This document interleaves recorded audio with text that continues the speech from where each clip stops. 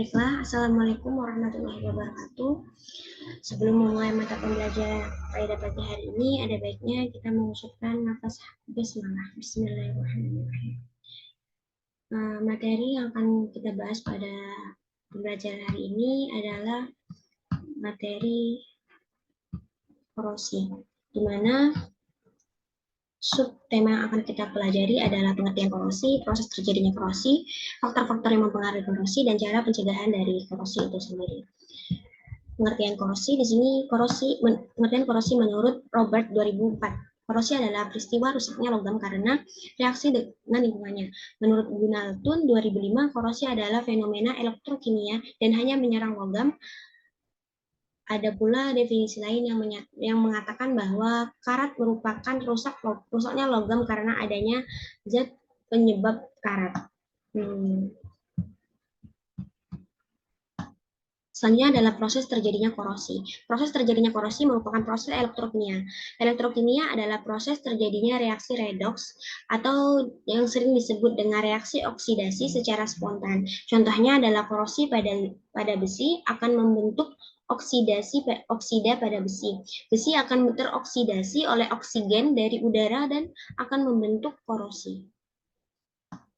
Selanjutnya, persamaan reaksi yang berlangsung adalah Fe menjadi Fe2+ ditambah dengan 2 elektron. Nilai potensial elektrodanya adalah plus 0,44 volt. Selanjutnya ada oksigen 2 ditambah dengan 2 H2O ditambah 4 elektron menjadi 4 OH-. Nilai dari elektroda potensialnya adalah plus 0,40 volt. Lalu ditambah jadi reaksi selnya ada Fe solid ditambah dengan 2 H2O liquid menjadi Fe2 aqueous plus 4 OH- aqueous, dan nilai potensial elektrodanya adalah plus 0,84 volt. Faktor yang mempengaruhi terjadinya korosi yang pertama adalah air dan kelembapan udara.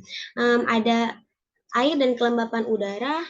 Air dan kelembapan udara memang peranan penting pada proses terjadinya korosi. Semakin tinggi kadar uap air sekitar logam, semakin mudah logam mengalami korosi. Jadi, jika logam berada di daerah yang memiliki kadar air rendah, seperti di daerah gunung, proses terjadinya korosi akan semakin lambat. Yang kedua yaitu elektrolit. Elektrolit adalah tempat atau media yang menjadi tempat berlangsungnya transfer muatan. Hal itu mengakibatkan oksigen di udara lebih mudah mengikat elektron. Contohnya, air hujan yang bersifat asam dan air laut yang bersifat asin mampu menjadi media mempercepat korosi. Tak heran jika besi-besi yang ada di lingkungan pabrik lebih cepat mengalami korosi karena tekanan paparan senyawa asam. Yang ketiga yaitu permukaan logam yang tidak rata. Ternyata bentuk permukaan logam juga mempengaruhi kecepatan korosi. Logam yang permukaannya tidak rata akan mudah mengalami korosi. Hal itu diakibatkan oleh terbentuknya kutub-kutub muatan di permukaan logamnya. Kutub muatan tersebut ada yang berperan sebagai anoda dan katoda. Jika kamu memiliki logam di rumah, jangan lupa untuk selalu membersihkannya dan sesekali kondisikan agar logam tersebut tetap licin. Dengan begitu, logam tidak akan mudah mengalami korosi. Yang keempat yaitu terbentuknya sel elektrokimia. Terbentuknya sel elektrokimia ini dilatar belakangi oleh adanya dua permukaan logam yang saling bersinggungan. Jika permukaan logam yang bersinggungan memiliki perbedaan potensial elektroda, maka akan terbentuk sel elektrokimia. Sel tersebut saat terbentuknya sel elektrokimia, logam dengan potensi elektro lebih rendah akan melepaskan elektron, sehingga terjadi oksidasi. Oleh karena itu, oksida inilah yang menyebabkan terjadinya korosi. Selanjutnya ada pencegahan dari korosi.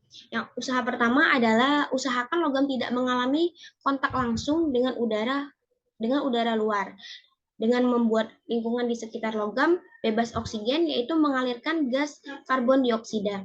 Yang kedua, jika cara pada poin 1 terbilang susah, masih ada cara kedua, yaitu dengan melakukan pengecatan. Melalui pengecatan, permukaan logam tidak akan bersinggungan langsung dengan udara luar yang mengandung oksigen dan uap air.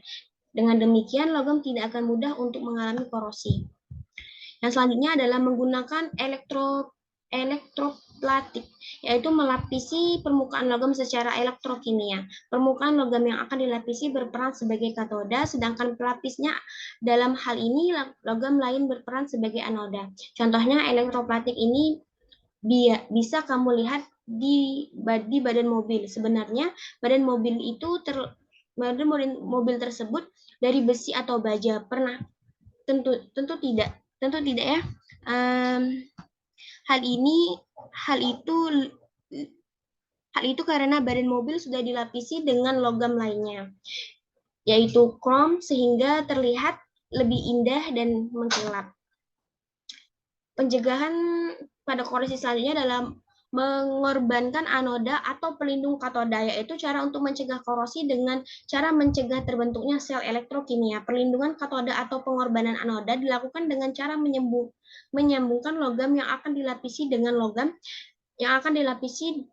logam yang memiliki potensial elektroda lebih kecil. Logam dengan potensial elektroda lebih kecil berperan sebagai anoda yang nantinya akan mengalami reaksi oksidasi, atau logam yang akan atau logam yang akan terkorosi. Selama logam pelapis atau anodanya masih ada, logam yang dilapisi katoda tidak akan mengalami korosi. Itulah mengapa reaksi ini disebut pengorbanan anoda atau pelindungan katoda. Selanjutnya adalah membuat panduan alloy dengan cara mencampurkan besi dengan logam lain yang tahan korosi seperti nikel atau krom. Campuran ini dikenal sebagai baja stainless. Mungkin itu saja materi yang dapat saya sampaikan. Saya akhiri. Wassalamualaikum warahmatullahi wabarakatuh.